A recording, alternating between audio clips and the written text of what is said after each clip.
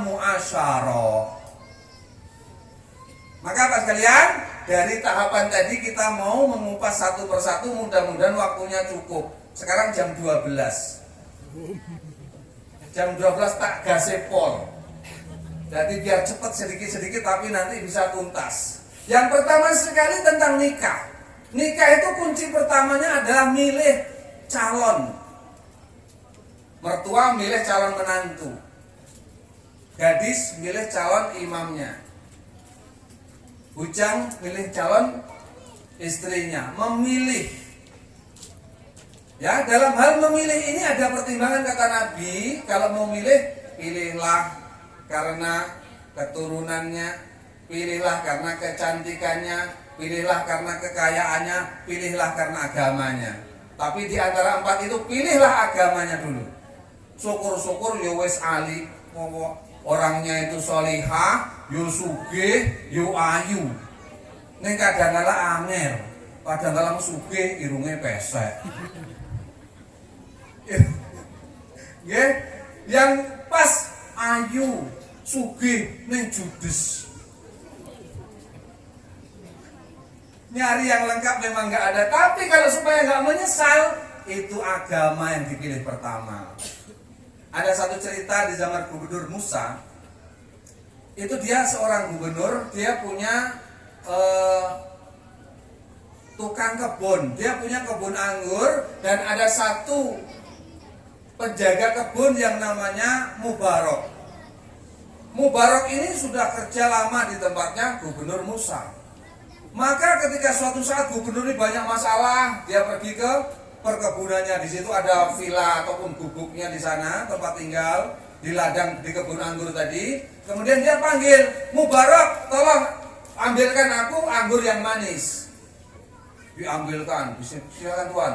Loh, kok asem tuh Mubarok? Yang manis aku minta yang manis, kamu kasih yang asem. Cari yang manis. Carikan lagi, datang. Loh, asem lagi. Masa kamu sudah kerja lama di sini nggak bisa membedakan anggur manis, anggur asem? Kamu nih gimana? Tuan, saya di sini bekerja kan untuk merawat kebun dan menjaga kebun, bukan untuk mencicipi anggur. Jadi kamu nggak tahu yang mana manis? Ya nggak tahu tuan.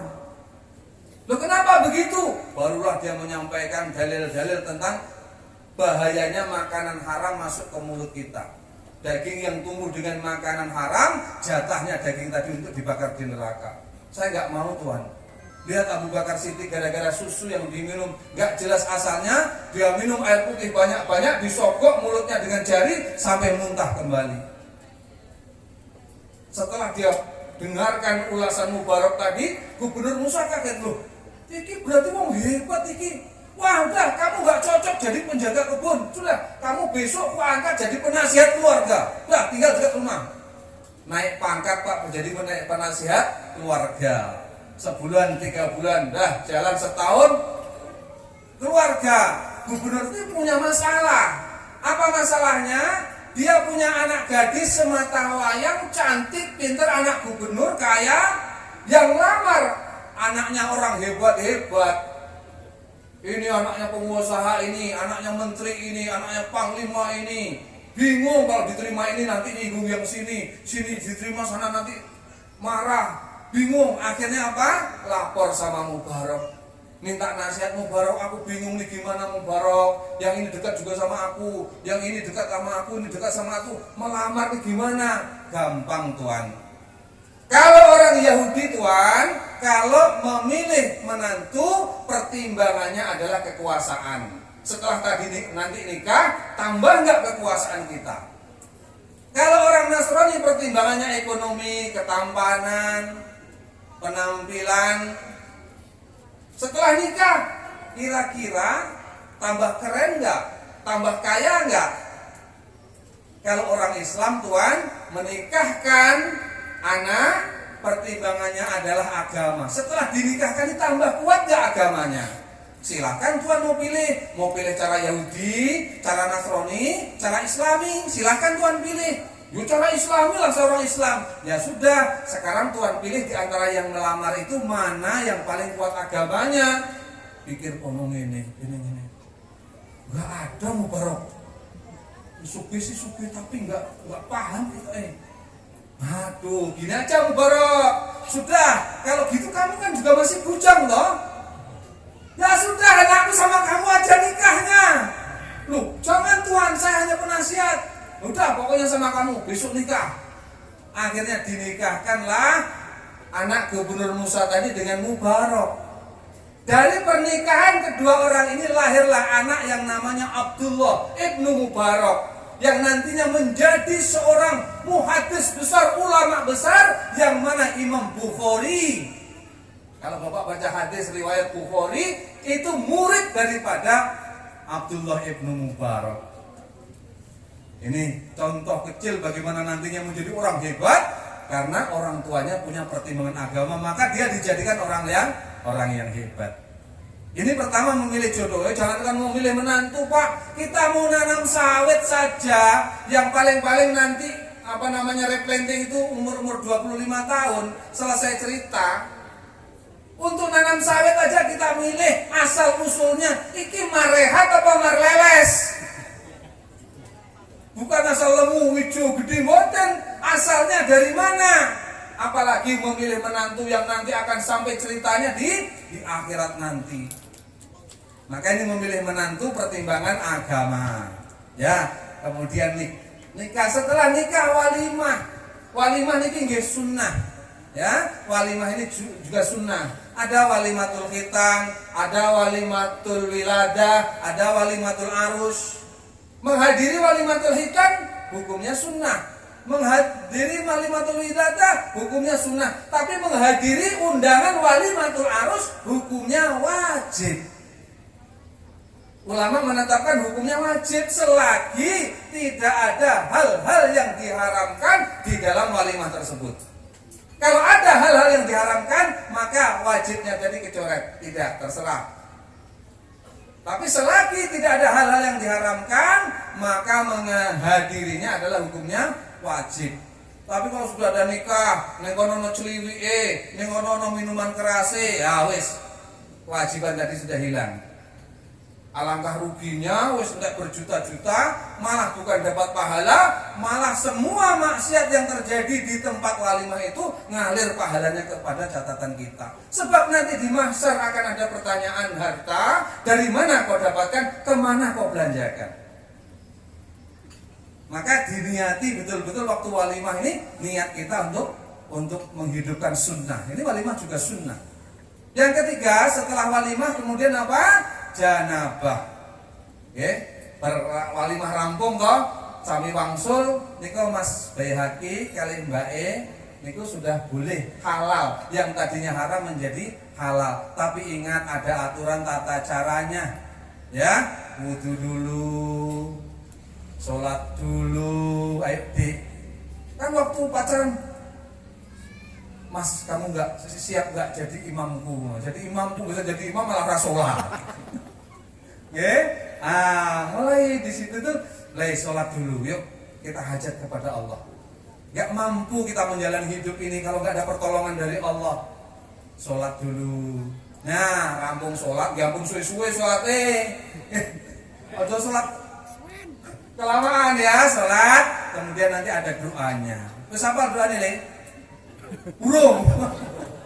Doanya pendek. Allahumma jannibna syaitan wa jannibis syaitan ma razaqtana.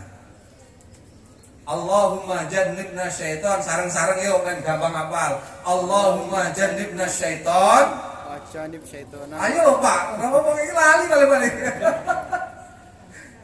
Allahumma jannibna syaitan wa jannibna syaitan. Nek sing ora kendungi dibisik ta. Ojo ndonga kuwi nek kendungo kan ora iso melu.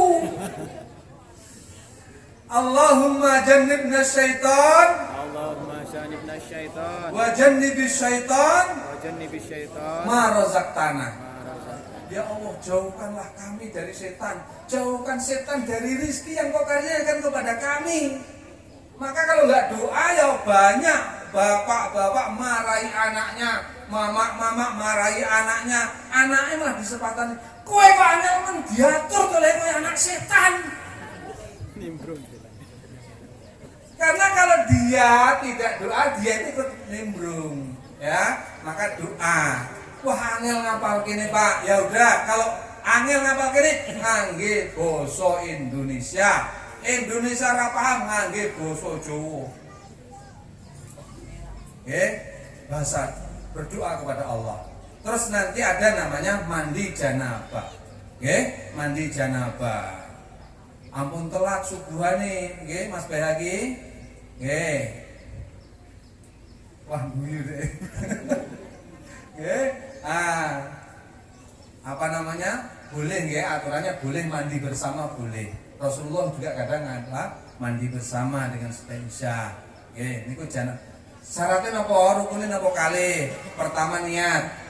Yang kedua, meratakan air ke seluruh tubuh. Meratakan air ke seluruh tubuh. Ibu-ibu, nek ibu-ibu cok nyukani kitek nika nggih. Wonten cat niki berbagai macam jenis cat kuku. Cat kuku nika nek sing jenis ini dia tidak manik, tidak menghalangi sampainya air ke kuku. Tapi kalau dia yang manik artinya penghalang, ini tidak sampai air ke kuku. Berarti kalau ibu janabah enggak sah.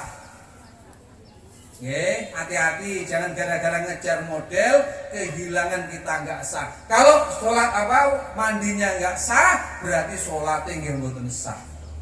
Nggih, posone nggih mboten sah. Nggih, makanya jangan gara-gara niku terus kemudian ya ikut-ikutan. Penting niku nggih, penting niki di nek sing pun terlanjur krok mawon. Mangke ngangge sing jenis inai, nggih, jenis yang sifatnya apa? Air tetap bisa sampai, ini penting. Oke. Kemudian selanjutnya setelah janabah kemudian wiladah. Biasanya juga hamil ya, hamil juga melahirkan. Ingat ketika hamil ibunya ya, apa yang terasa oleh istri, oleh ibunya ini mempengaruhi pribadi anak nanti.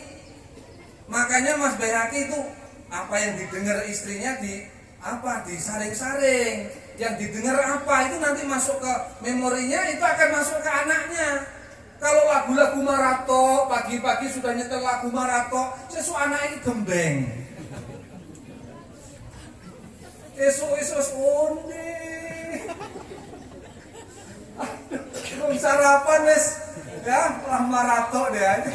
Jadi apa yang didengar itu mempengaruhi, ya makanya dijaga. Terus juga jangan dibikin nangisan.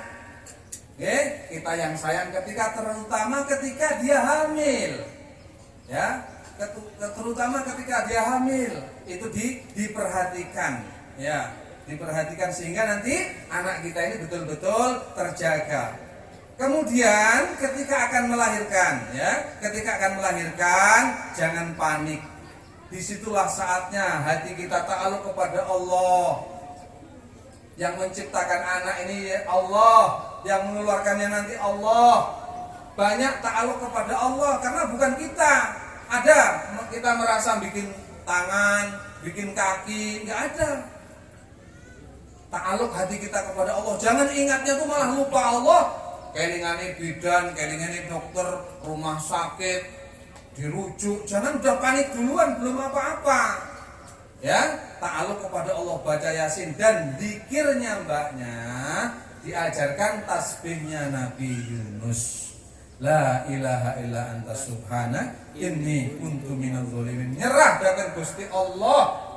Gusti Allah sakit mengeluarkan Nabi Yunus di dalam perut ikan, di tengah gelapnya malam, di dasar lautan. Allah gelombangkan lautan sampai ikannya mual. Akhirnya dihempaskan ke pantai, akhirnya dia muntah. Allah yang membuat suasana keadaan kayak gini.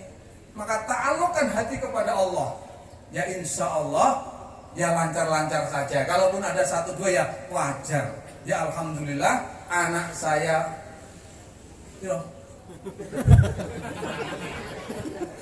anak saya 15. Ya nggak ada yang sampai ke Painan, ke Padang, yang nggak ada. Ya nanti rucut kayak kucing. Ya nggak apa-apa. Jadi jangan panik duluan. Kemudian selanjutnya setelah lahir, ya, ingat yang pertama sekali setelah dibersihkan segera diadzankan. Pengaruh azan ini bukan hanya untuk orang pergi ke masjid sholat, dia punya kekuatan, nah istilahnya itu kekuatan magis yang luar biasa. Nabi kasih tahu apa manfaat azan. Man wulidalahu mauludun fa'adzana fi udhunihi al-yumna wa aqama fi udhunihi al-yusra rufi'at lahu umusibyan. Siapa yang dikaruniai anak, dikaruniai putra, kemudian azankan telinga kanannya, komati telinga kirinya, dijamin gak akan kesurupan. Ini pengaruh azan. Ya, tapi begitu cenger malah rondo kempling kan. Cenger, cidro, cenger, bojoku galak. Wah, jangan dengar yang lain-lain. Kalau bisa ibu-ibu kadang-kadang lahir pada ngurumuni, yang ngurumpilah, suruh tenang. Air cepat bersihkan, tetap diadzani. Ya, pesan ini ya, jangan lupa ya. Nah, itu. Setelah itu nanti pada hari yang ketujuh. Ya. Pada hari yang ketujuh, sabda Nabi, kullu mauludin rahinatun bi aqiqatihi.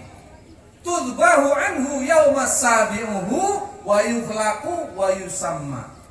Setiap kelahiran tergade dengan akikahnya, maka disembelihlah akikah pada hari yang ketujuh, dicukur rambutnya dan diberi nama. Disembelihkan hewan akikah.